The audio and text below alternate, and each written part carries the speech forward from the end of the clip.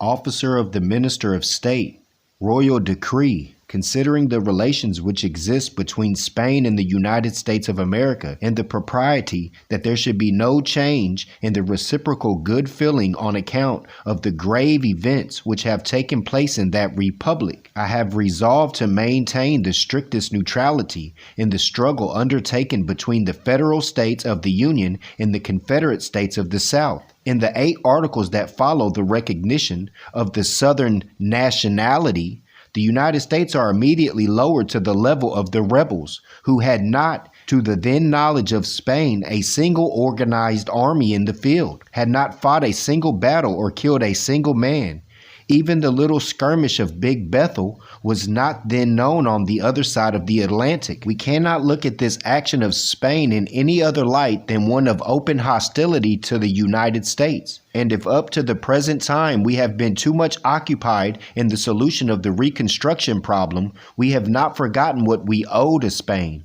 The day is at hand for settlement, and therefore, despite the vaunted liberal exhibition now going on in Spain of down with one king and up with another, we are little disposed to look on and see any part of this continent forced to pay for such a rare show. Cuba has been bled enough. The reaction is a revolutionary fever, which the Spanish doctors, following the system of Dr. Sangrado, think can only be cured by more bleeding. There are in Cuba today perhaps 17,000 regular Spanish troops and 25,000 volunteers under arms in support of colonial domination.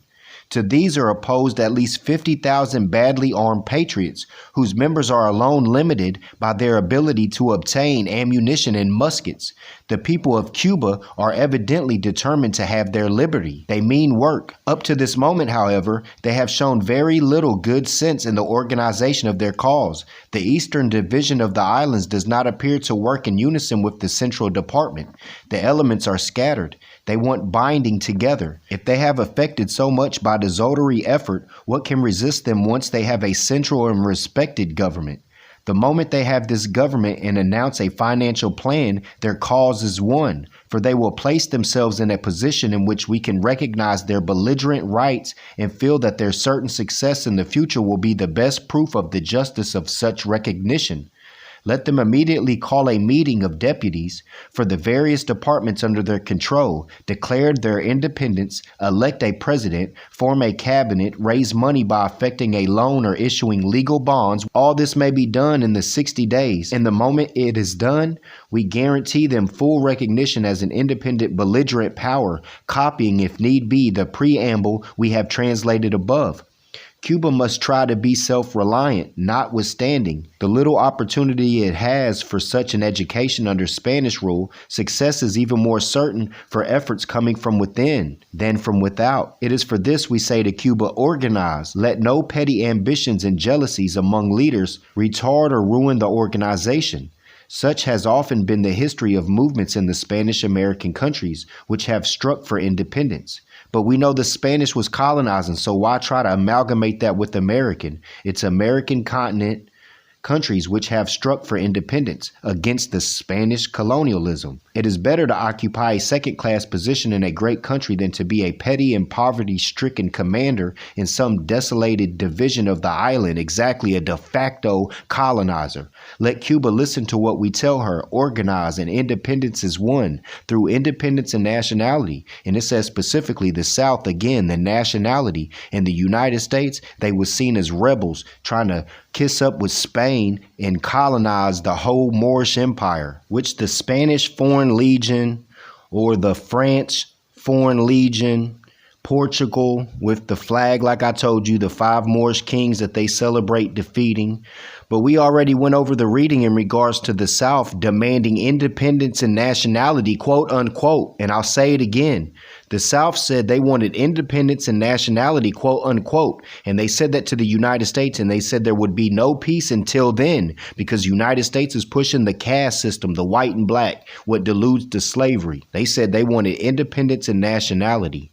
The South did. 1862. Highly important diplomatic movement in Washington. Reported consultation between the cabinet and the diplomatic corps. An amnesty under consideration. Napoleon's secret designs, another effort to be made to secure the recognition of Southern nationality, our Washington's correspondent. Napoleon has agreed to use his good officers with the United States government in putting an end to the war on terms, which will secure the Southern states an independent nationality, and that on the failure of the United States to accept his mediation, he will himself acknowledge the independence of the Southern Confederacy.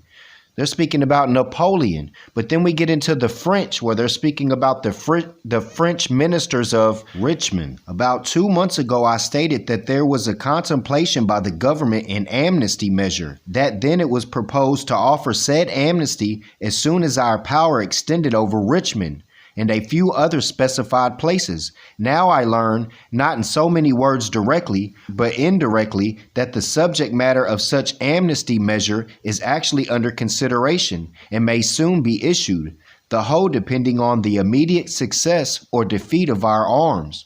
I was told some time ago that such amnesty would be extended to all except Davis and his cabinet and the Confederate major and brigade generals, with a few prominent and eminent civilians. This is all that I know on the subject, and this I learned by careful covert and not direct inquiry. Wednesday, May 1862. The evening before last, at 8 o'clock, there was an extraordinary gathering, not in the form of a dinner party or an official reception, but in the shape of a grave consultation on our national troubles, between the president, his cabinet, and the diplomatic corps. The impression given to me is that the business in hand was drawn from the late visit of the French minister to Richmond, and that at the bottom of it lies the question of a truce. It is believed that Montmercier and Lloyd Lyons are very anxious to save the cotton and tobacco of the South, and they think it can be saved through a truce with Jeff Davis as a first step to a treaty of peace. It is believed, too, that Montmercier, with the occupation of New Orleans by the United States forces, has concluded that the time has come when, under the instructions of the Emperor, he may step forward as a mediator. Wednesday, 1862.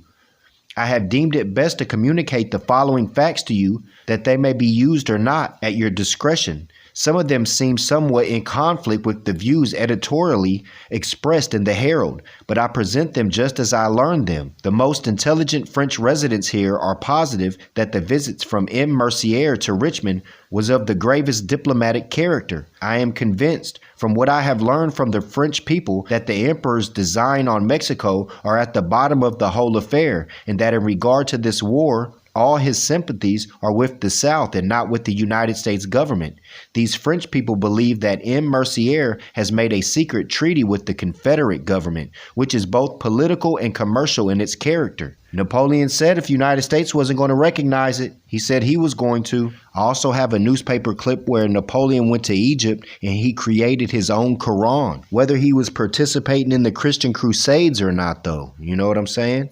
But he respected nationality, and that's something very important in my book. According to advices received here from Paris, it is believed by the French government that the turning point in the war has now been reached, that the tide of successes will now turn, and that the summer campaign will result disastrously to the federal arms. So far as I can learn, this view is partly based upon the fact that the Union forces will now have to operate so much further from their base of operations in a hostile country, and generally where their gunshots cannot cooperate, and will have to also encounter the dreaded climatic features of the South.